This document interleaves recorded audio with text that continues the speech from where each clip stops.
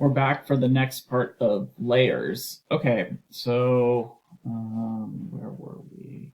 We were here for layers. So we've gone over then the line weight. Transparency. So if you click on transparency, you wanted a transparency set for your layer. I personally don't use any transparencies, but if you had maybe hatches that you wanted to be transparent where you could see part way through, then you could set a transparency per layer on that. Next is then plot styles. And then after that, we get into if you want that layer to plot or not. So there's several times that we have layers that we don't ever want plotted. Like we use them for area takeoffs, or let's say we have guides. I'll show you, let's see if we go here.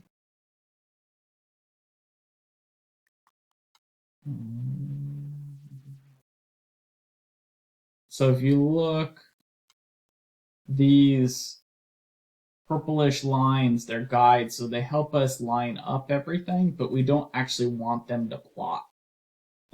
It's just so everything is all square and perfect and nice. And so these are all non-plot layers. So then when I actually then click plot, you'll see here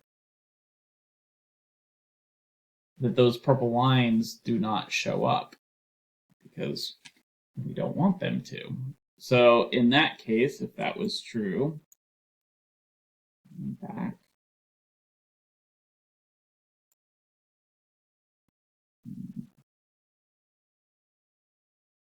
If we didn't want this line to show up, then we could click the non-plot and it wouldn't plot. Viewport freeze, like if you were here in paper space and you were inside the viewport, if you didn't want that line to then or that layer to then be shown in that one, you could freeze it. So only in that layer it would not show up. You could see it in everywhere else, just in that particular viewport you would not see it. And then when you get in here on paper space, you can do a bunch of different things that get pretty complicated. This is more advanced AutoCAD of you can set individual properties per viewport. But I really do not suggest that. This gets really complicated and you can really go off the tracks there. So we don't use that this much. And then you'll see when we go back into model space, that actually doesn't show up over there. The last column is just the viewport freeze. So that is layers. You can see here we have a ton of, not a ton, but we have a good amount of layers, and then everything is on its layer. And then that way, if we have notes on here, if the client wants to show ours, but then doesn't want to see the notes, then you can just turn off the notes, for example. And back on. And then, so I'm going to go through real quick. I'm going to show you on a new drawing here. I'm going to close. I'll leave that one open. So my template that we use for the business, we actually have in here, this is all of our layers. So you can see then when I start it, all my layers are here. I don't have to recreate them each time. So this block has a point for each layer. So we've created them once, we set them up in one drawing, and then each layer is then in this block here. And then whatever drawing I take this to then has all my layers. We also actually have additional layers. Like if I wanted, we have this existing layer. So like if we were doing a retrofit, then you can see now when I go in here, we have a bunch more layers because now existing layers show up. Existing.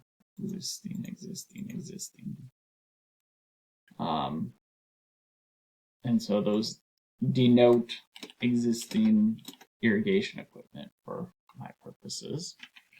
So let's say I wanted, though, to come up with a new layer for you. So this is, I want you guys to come up with a new layer.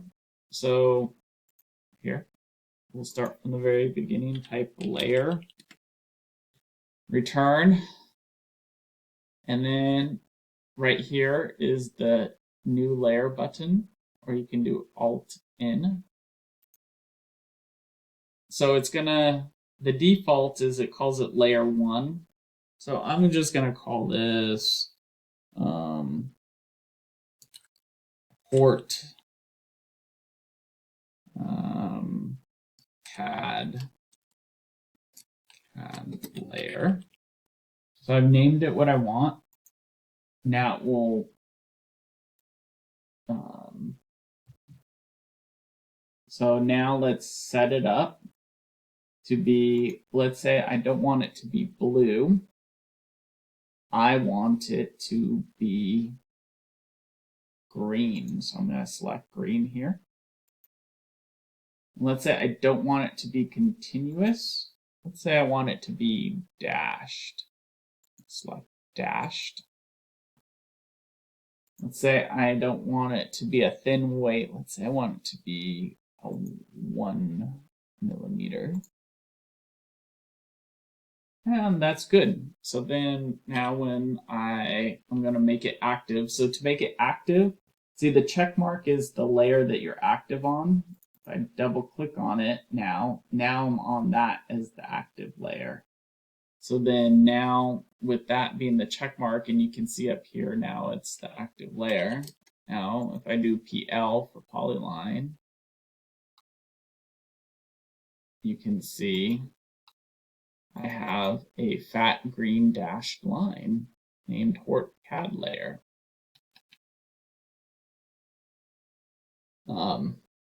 So yeah, so that's how you do layers. And here's another thing.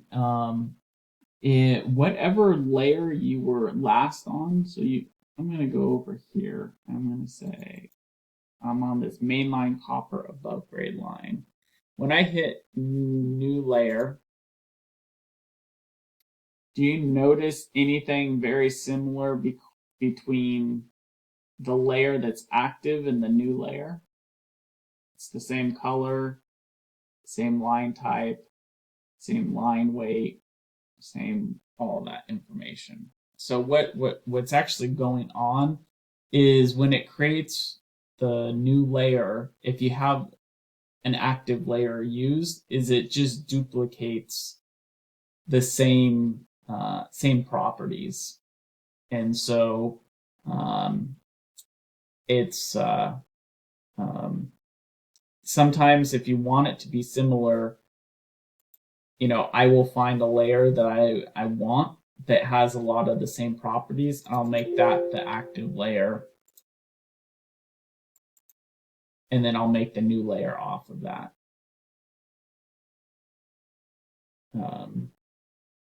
Because then you'll see now I make a new layer, and this one now has those properties. And you can see now it went layer 1, layer 2, I add another one, layer 3. And then one of the things I do too that you can see is if I want a layer property filter, and this goes back into the naming. So if I click the layer property filter over here, is I can name it whatever I want. Let's call it port. And then here on the name, you'll see the little asterisk up top. If I then type in just my beginning letters, you can see it sort. It will only include the layers in this filter that start with AI. So now when I'm in here, there's only AI layers. You notice there's no longer the layer 1, 2, 3. They don't show up because it doesn't filter for that.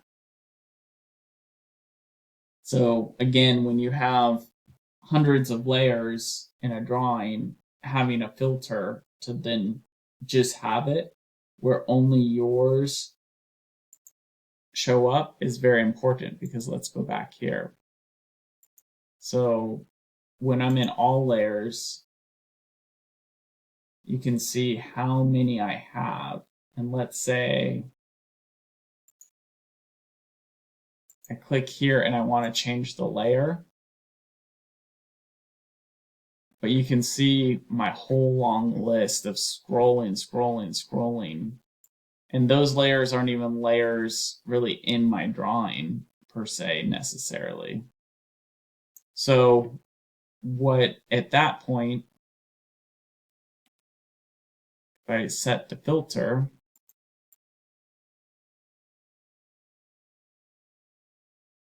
now it's only the AI. Those are only arroyo irrigation layers. Filters out everything. So then it makes it much easier. It's only what is pertinent to me. And then when you're dealing with layers, let's say, okay, so I have a different layer here that I'm drawing. You can see this has the M. So let's say I accidentally put something on the wrong layer. If I do match, which again, to me looks like a little calculator. I don't know what it is. I just think it's a little calculator with a brush. Or I think if you just type match, you just type match, is then if I click on the layer that I want to take those properties from, and then to the layer and select the layer that I want it to make those changes, as you can see, it gives me a little preview here. And then when I click on it, is now I've changed it to that layer and matched those properties.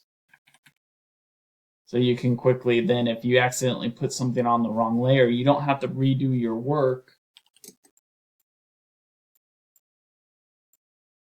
Let's say, and then you can always select it, and then on the pull down, let's say I want that on paper space, I can then change the layer that way. And then match properties. Now I've changed it. So layers are, everything that we do is on layers. Blocks that we have, we have this block here, which is a note block, but there's at least 3-4 different layers in this block. We have note text, which is on a layer. We have the non-plot, which is on a layer. We have call it the frame, which is the green around it, on a layer. And then it sits on the paper space layer.